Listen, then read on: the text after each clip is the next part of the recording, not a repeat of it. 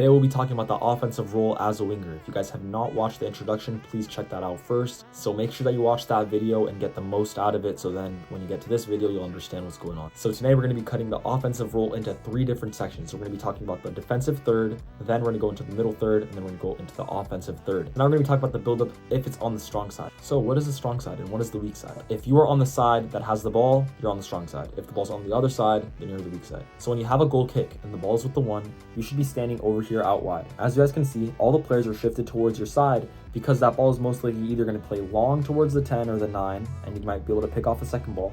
Or if they're playing short, they might find the 5, turn, and then build up through the midfield. So when you're playing the 7, you don't want to be too close towards the middle because you're occupying this space.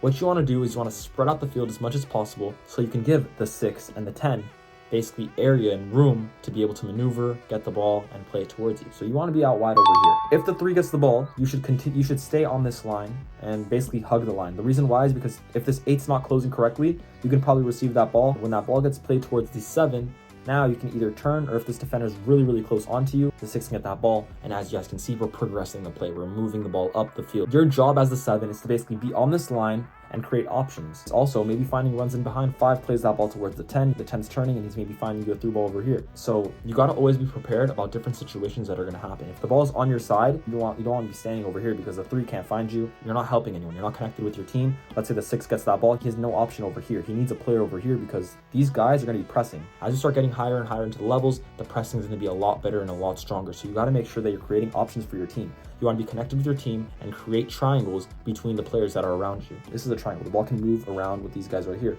Boom, you have another triangle over here with a 10. And maybe this 9 can maybe come over here when that ball gets played, and maybe you can make another triangle with the 7, 9, and 10. So you have to always make sure that you're in a correct angle so you can provide your teammates with a passing option. What oftentimes happens, maybe the press is really strong, right? Maybe these guys are playing really good. They're pressing the ball really high. Left back might have that ball, and he's going to try to line it up towards the 9. Or maybe the 5 has that ball, he may try to line it up towards the 9 as well. So what is your role when that happens? Their press is really high, right? You got to make sure that you're trying to get out of it. What do? Once that ball gets played towards the 9, now he needs help, right? Your 9 needs help because he's gonna be battered by this 4. This 4 is coming in strong as well. So what do you have to do? Staying a little bit below him, so maybe he can knock the ball down to you. You can knock the ball towards the middle, or maybe the 9 gets that ball, he knocks towards the 10, and then you're making a run in behind. You're making runs. If you're a fast winger, as we talked about in the previous video, then boom, make this run in behind. You might get that ball through. You know what I mean? Or if not, you get the ball, he might knock to the 10, this defender's back, boom, you get that ball, and you can maybe attack. You can do your own thing. So that's what happens when you're on the strong side of the field and the ball's on your side. So now let's talk about what happens when the ball's on the weak side of the field. As you guys can see, we have the 4 over here with the ball. You don't want to be standing all the way high up here because the reason why is you're very disconnected with the team. So what do you want to do? As the 7, you want to be coming in towards the middle. Now, as you can see, we're more connected with the team. We have the 6 supporting, we have the 3 that might overlap around us, and we have this 9 that might tuck in if you need help. So the 6, make sure he's a little bit wide, so if you have that space. Now, if you have this space, this 4 is going to make it really easy for him to find you that ball. So now, what should you be doing once you get that ball? If you can get this ball from that 4, then you're going to have press from the 2. So it's extremely important that player 11 and player 6 on your team are making supporting runs below you. So once they make those supporting runs below you, maybe you can do a little knock, one-touch knock towards the 6, and this 3 has a lot of space over here. As you guys can see, there's no players over here. This space is completely free. So we got to make sure that this 3 is making forward runs so you can get that ball. And now, as you guys can see, we have 2 against 1 defender over here, which is a perfect situation. And this 3 is facing forward with you supporting, and the 9 and the 8 maybe making a trailing run in behind.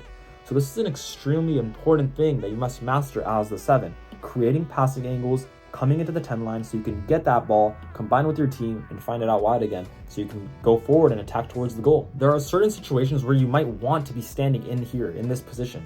And the reason why is because you might have a technical center back who might be able to play those long balls, those 40, 50, 60-yard balls. Well, and I actually had a player who was able to do this. He would get the ball from the 2, turn, and with his left foot, he would be able to hook that ball over a defender, and I would get that ball over here. I would go one-on-one with this defender, and it would happen a lot. But many players that I've noticed don't really have that ability. So make sure that you're always creating those triangles and creating those passing angles so you can support your team and stay connected.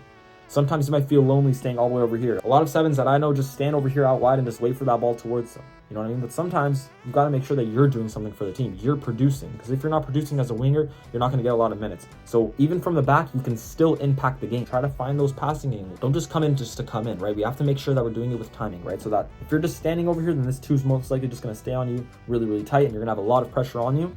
So you got to make sure that you're holding that ball.